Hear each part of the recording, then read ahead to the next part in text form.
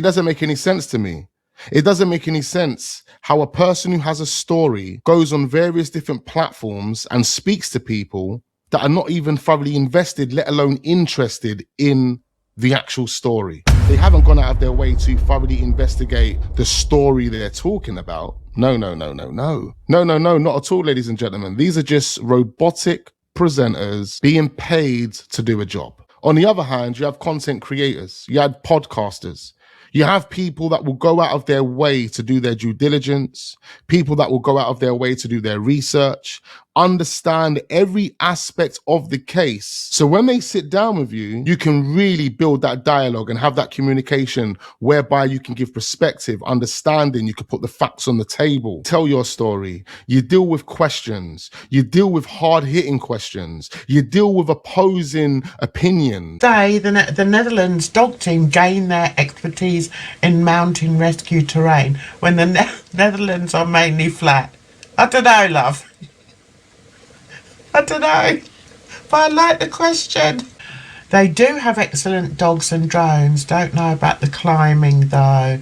I don't know. I hadn't really thought of that. Dunks, you're a man of the world. Have they got mountains in the Netherlands? No, there's no mountains in the Netherlands. There's hardly any hills. It is a bizarre thing. I mean, if I can joke, maybe they have an indoor arena where the dogs train up an artificial hill or something. I don't think so. And I don't think, to be serious for a second, I don't think this team have done a whole lot of that kind of trekking and tracing. As far as I know, when I read up on the Dutch dog team, they do a lot of natural disaster work. So, for example, an earthquake and you got all this rubble, obviously the dog is darn good at smelling where the little kid is under all the rubble, that kind of rescue work. So I don't think they've done a whole lot of mountain rescue. See, if you was to do something like that after one podcast, you probably would garner at least 2,000 to 3,000 signatures to the petition. How many signatures are we really gaining by hopping from sofa to sofa, speaking to the media, people that don't actually care about the story? They just care about trying to force an agenda that goes against the online world. And that's the sad thing about it, because the people that Debbie is more or less trying to go against, and I'm not saying everyone, but she knows who she's talking about when she says, oh, it's still going on. People are still talking about Jay online. Well, of course, people are going to talk about Jay because they don't believe in the narrative. And it's got nothing to do with the content creators. It's got to do with the story that you guys give. And it's got to do with the actions that you guys made. Something, an audio. It was Ivor Lovelace commenting on Wax's words in one of Wax's recent videos, and I just could not resist putting my views out there, giving my 2 cents, so here we go. Wax said in one of his videos, he said, "For as long as Debbie continues to sofa surf, I will continue to make videos on Jay Slater." What I think Wax means is, as long as Debbie keeps going with these TV appearances, then Wax will keep going with his videos on Jay Slater. No problem. I would agree with that. Now, there's a weird interpretation that's been thrown out there by, it seems, one panic-stricken Ivor Lovelace who seems to be having an online meltdown these past few days. Sluggy, in the audio I heard, said that Wax is asking Debbie to stop campaigning for Jay's law, or Wax will target her dead son. That's not what I heard Wax say, Ivor. So not only does Ivor have a communication problem with written English and spoken English, he also has an oral comprehension problem. Something is not sinking into Luggy's brain. It's got nothing to do with content creators. It's got nothing to do with what people were saying online. It's got to do with the multitude of red flags that have gone unanswered. See, Debbie keeps going on about, oh, we put the facts out there. What facts did you put out there? The conclusion was a 50-50. It was either he fell or he was pushed. How can you say, oh, there was no third party involvement whatsoever? I'm going to be honest, the more I hear Debbie, the more I get so frustrated. You know why?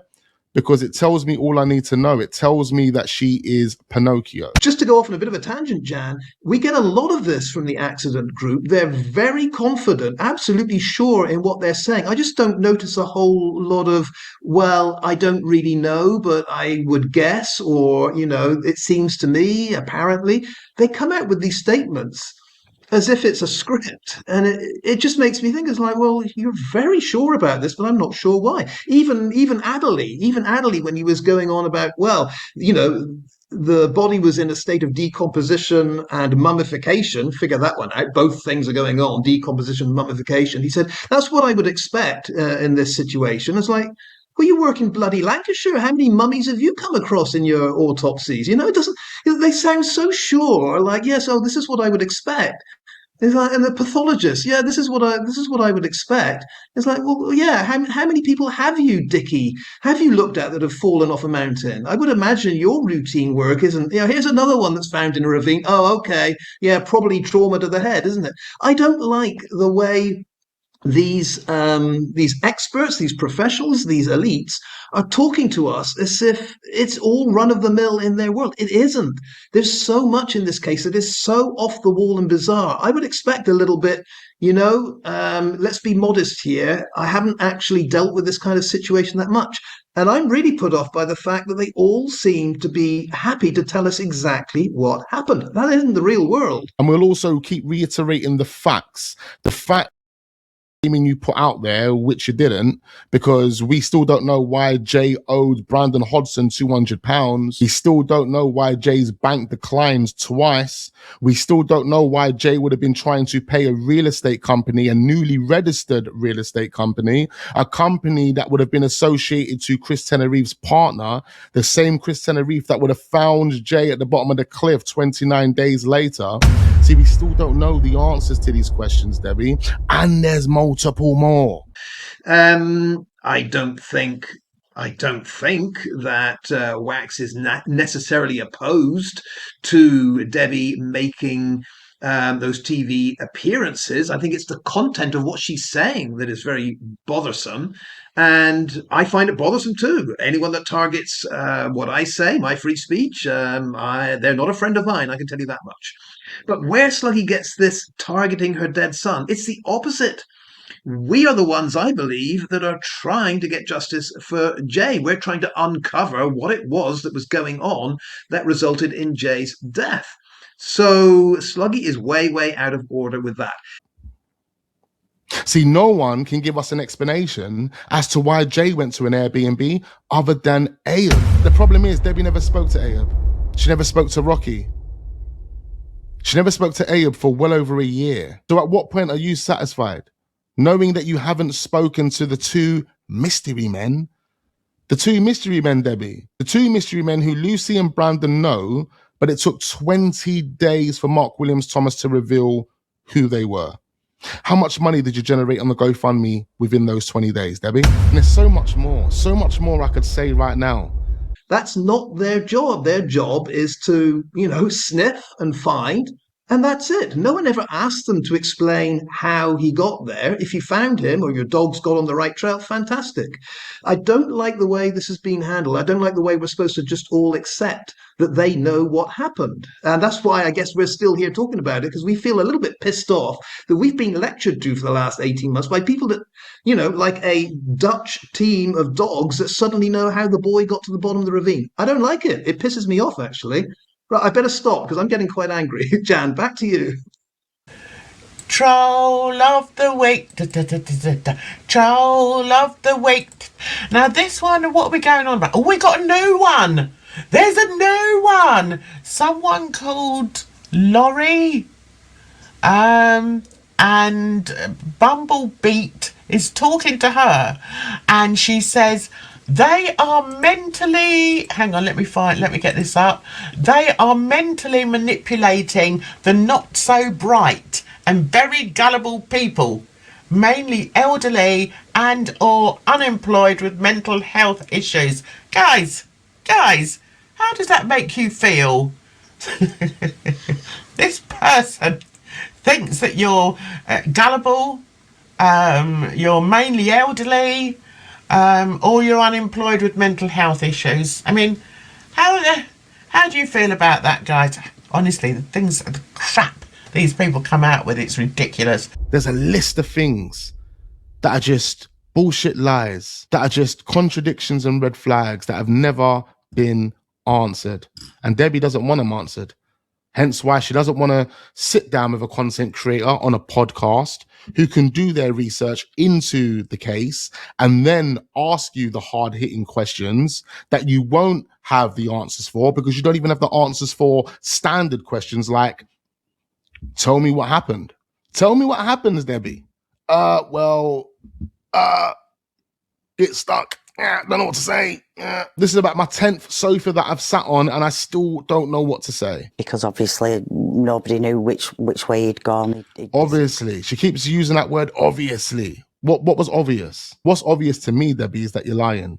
But what you're saying here is nobody knew which way he went, which is another lie, because Ophelia didn't she? Or did Ophelia not exist? Now, just for the record, I'm going to make my statement here. Wax, for as long as Debbie continues to sofa surf, I will continue to make videos on Jay Slater.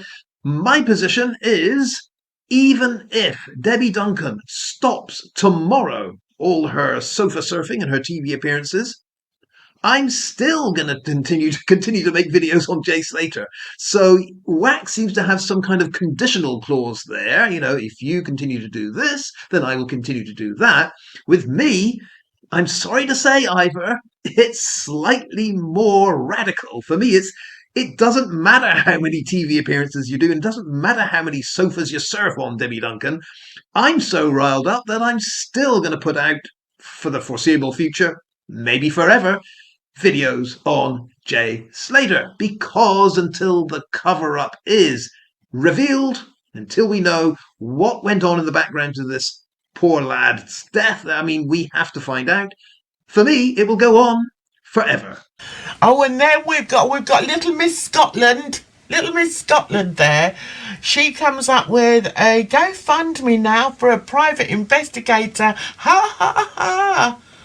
And Jan is not prepared to provide the necessary personal details to set one up. I wonder why. Scotty. It's just insane.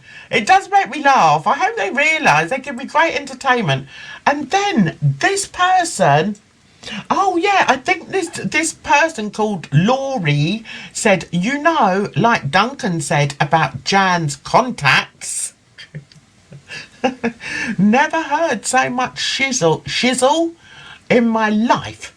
Sometimes I envy people who can live in a delusion, must make life easier, but when that entails hurting others, F you. So look, just for a minute, just look where the guy is. Look where the guy is. At this moment in time, when the guy's speaking to her, she's looking directly at the guy.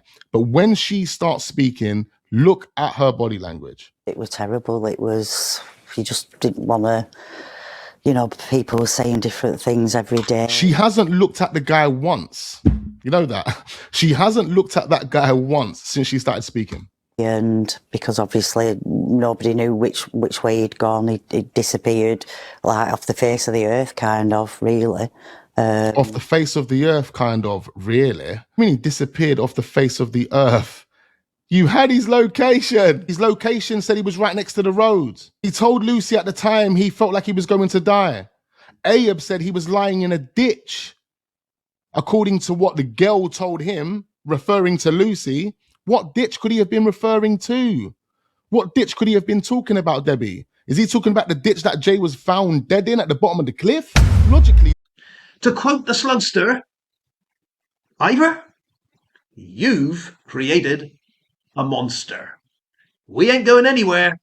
Threats or no threats, continue your meltdown, Sluggy. This is getting fun.